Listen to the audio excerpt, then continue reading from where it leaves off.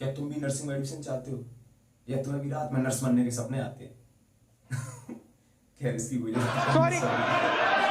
तो hello my respected seniors and my lovely juniors, आज की हम बात करने वाले हैं नर्सिंग में एंट्रेंस एग्जाम की, कि नर्सिंग में एंट्रेंस एग्जाम कैसे होता है, ये सारी बातें।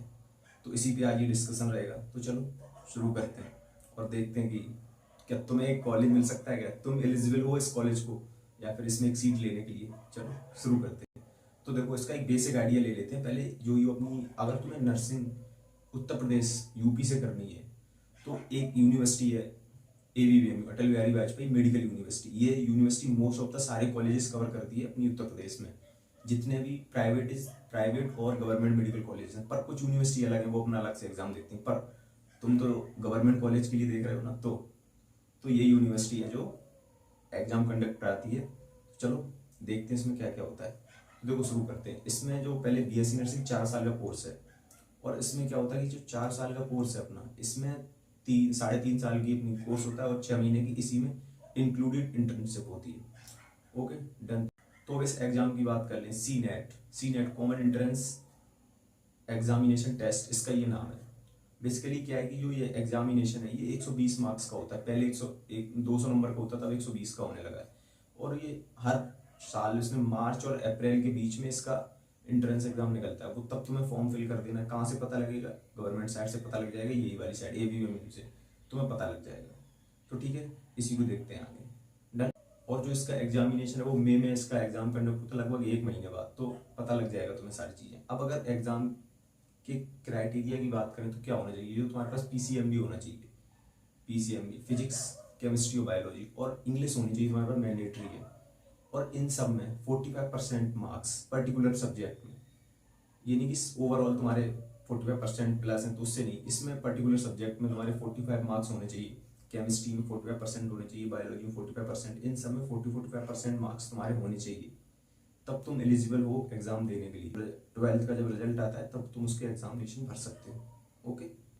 और जो इसका एज क्राइटेरिया है वो है 17 साल। लगभग तुम 17 ईयर्स के होने चाहिए मिनिमम। इस जब तुम एग्जाम फॉर्म फिल करोगे तब हो जाओगे, नॉर्मल है, इसमें कोई इशू नहीं। और 3,000 इसकी फीस होती है ओबीसी और जनरल के लिए। एसटी के लिए थोड़ी कम हो सकती है, 2,000 रुपये होती है।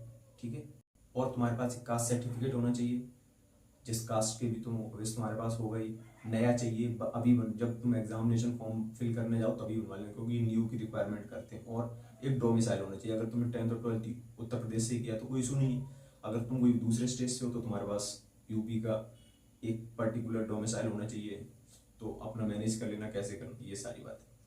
और अगर एग्जामिनेशन की बात करें तो एमसीक्यू बेस्ड एग्जामिनेशन होता है, 120 का मार्क्स का होता है, हिंदी और इंग्लिश दोनों में आता है। और इसमें सब्जेक्ट क्या क्या आते हैं वो देखो। एक तो नर्सिंग एप्टीट्यूड आता है 20%। अगर 120 में हम 20% करें तो नर्सिंग एप्टीट्यूड आता है। ऐसे फिजिक्स 20%, केमिस्ट्री 20%, बायोलॉजी 20% और 20% इंग्लिश। ज़्यादा हार्ड पेपर नहीं आता, नॉर्मल पेपर आता है, तो मैनेज आसानी से कर सकते हो। ओके। अब अगर इसकी क्वालिफिकेशन की बात करें, देखो एग्जाम तो तुम क्वालिफाई 50% पे कर लोगे। अगर तुम जनरल से हो, ओबीसी से हो तो 45% से, एससी से हो तो 40% से, वो तो तुम क्वालिफाई कर सकते हो। क्वालिफाई करने का मतलब ये केवल तुम काउंसलिंग कर सकते हो। बस ये कहो कि तुम्हें गवर्नमेंट सीट मिल जाए, वो नहीं मिलेगी। उसके लिए मिनिमम तुम्हें 100 मार्क्स तो चाहिए होंगे अगर तुम जनरल से हो तो। अगर तुम एससी ओबीसी से हो तो 95 नंबर चल जाएंगे। पर इसका ये मतलब नहीं है कि अगर तुम्हें गवर्नमेंट सीट चाहिए तो 100 मार्क्स तो मिनिमम आने ही चाहिए, तभी गवर्नमेंट कॉलेज मिलेगा तुम्हें। और गवर्नमेंट कॉलेजेस की लिस्ट आ रही होगी, वो तुम देख लेना यहाँ। ठीक है डन। और सबसे बड़ी बात, और एग्जामिनेशन सेंटर की लिस्ट भी मैं लगा दूंगा कि कहाँ कहाँ एग्जामिनेशन सेंटर होते हैं, तो उनकी तुम्हें आइडिया लेने की जरूरत नहीं है, वो मिल जाए।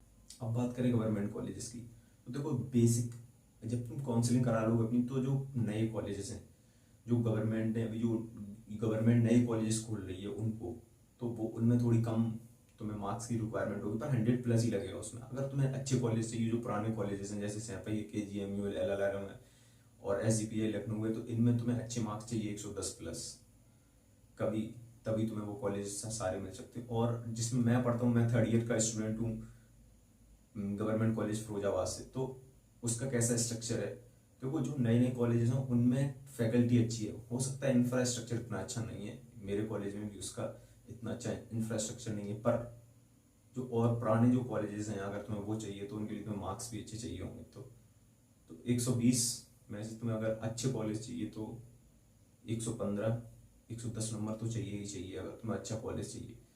नहीं तो कॉलेज तो 80 पे भी मिलता है, पर वो मज़ा नहीं है। पुराने कॉलेजेस हैं और SC ST वालों को मिल जाता है आसानी से कॉलेज 85 में, तो वो कोई इशू नहीं है, आप देख लेना। और अगर तुम्हें और कुछ जानना है तो कमेंट कर देना और चैनल सब्सक्राइब कर लेना। शुक्रिया।